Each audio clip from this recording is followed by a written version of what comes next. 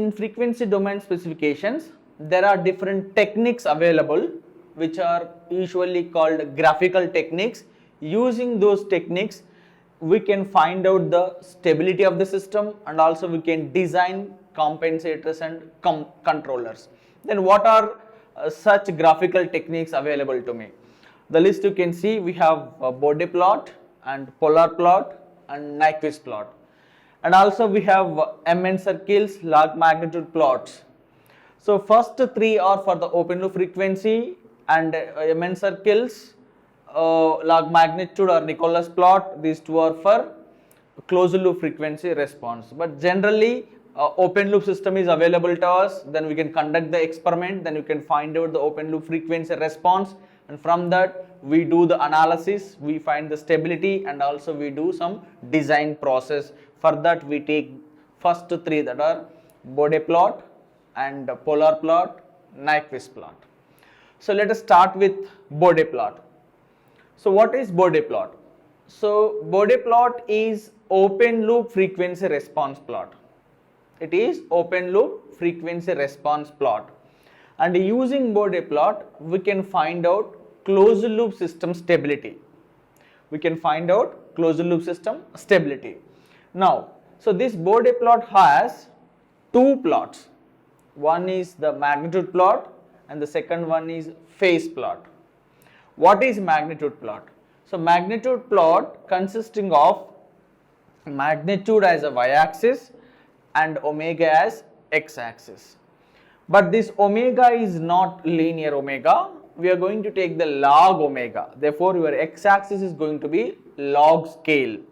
Then y-axis is not the absolute value of the magnitude. We are taking dB, magnitude in dB. So y-axis is magnitude in dB, x-axis is log omega. Then when you plot for different values of omega, whatever the plot that you get, which is the magnitude plot, one of the plots of Bode plot.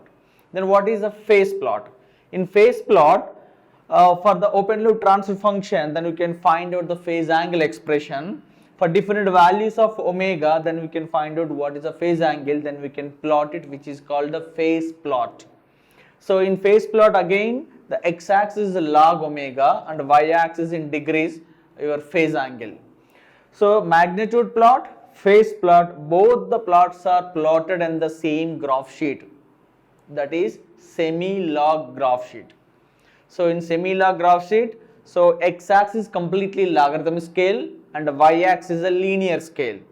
So since we have only semi, so we have this axis is log, therefore it is called Semilog sheet. And the same Semilog sheet we need to plot magnitude and also phase plot. So for analysis and also to find the stability and also to design, we use these two plots.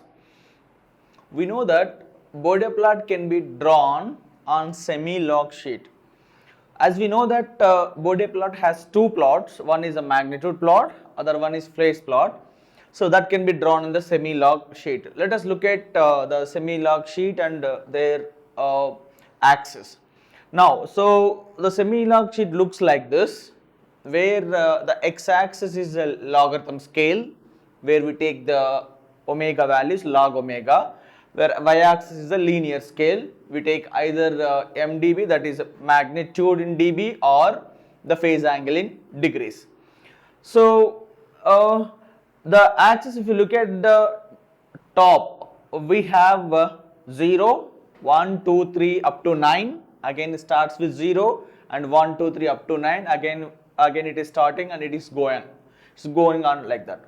Now in this graph, what we can take is at 0 we can assume it is 10 power 0 at one particular point, and before 0 I can take 10 power minus 1, and after that I can take 10 power 2, then it is 10 power 3.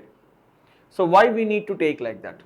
So in logarithm scale, from this 0 to this 0 we call it as a 1 decade. 1 decade is 10 times change in frequency. The frequency changes 10 times. Therefore, when I take this is 10 power 0 line, from here to your 10 power 2 line, that means a 10 power 1 line, 10 power 0 is 1, 1 to 10 is a 10 times change in the frequency. So what is advantage of taking logarithm graph? The first advantage is we can cover the maximum number of frequencies. If you take linear scale, it is very difficult to cover 1000, 10,000 or 20,000 frequencies. Whereas here we can cover very easily all the range of frequencies. The second is when you write them in logarithm, all the multiplications and divisions will be converted into your additions and subtractions. Therefore, the calculations are going to be very easy. And we know that the Bode plot is applicable for linear time invariant systems. Therefore, for each term I can write, I can draw what is the magnitude and phase angle. Each term, whatever the available in your transfer function, then finally we can sum it up and we will get the actual magnitude and phase plot. So that advantage we can get using logarithm graph. So whenever there is change in frequency from 10 times, that is called 1 decade. Similarly, from 1 to 2, that means this is called octave. 1 octave is 2 times change in frequency. So we can take either decade terminology or octave terminology, but decade terminology is very famous when you are solving the problems.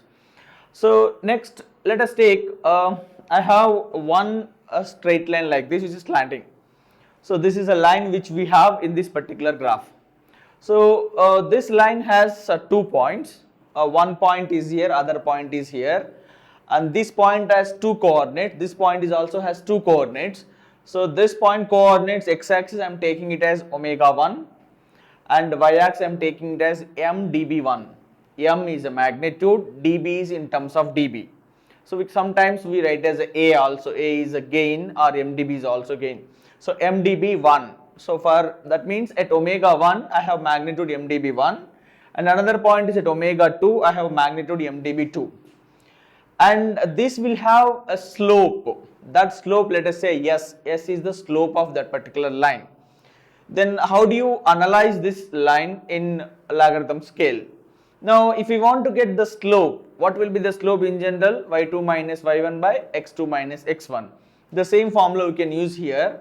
So slope S is equal to, so numerator I will take y-axis terms.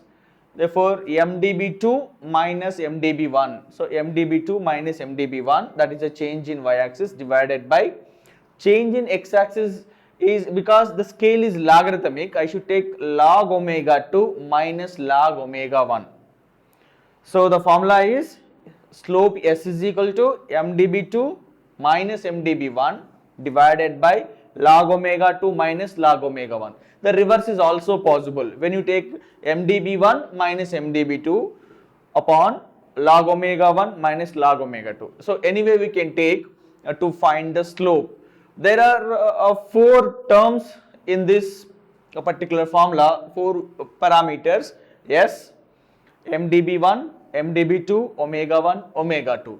If we know any 4, the 5th one we can easily find out. So when you are solving the problem, this formula is very useful. And when you look at this example, in this case we have the downward, the line is downward, that means the slope is going to be negative. So in this case slope is negative.